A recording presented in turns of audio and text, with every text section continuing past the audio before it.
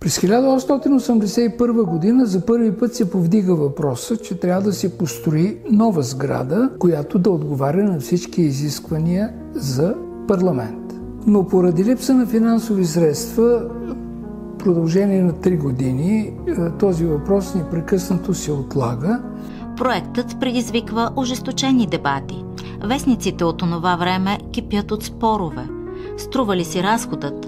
Струва ли си усилието, ако съединението е неизбежно?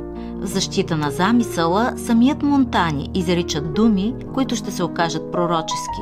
Тази сграда ще служи не само за парламент, но и за обществен и културен център за векове напред. И това становище, това прозрение на архитект Пиетро Монтани се сбъдва по възможно най-интересния начин. Полемиката продължава до самия ден на 6 септември, когато е поръчана мебелировката за сградата, тя вече е почти изградена и, разбира се, опозиционната партия публикува едни материали, които са на принципа не стига, че дадахме близо 1 милион гроша за сградата, ми сега трябва да дадем и още 200 хиляди гроша за мебелировка на тази безсмислена сграда. 6-7 дена след това става съединението и тази сграда практически не изпълнява първоначалното си предназначение.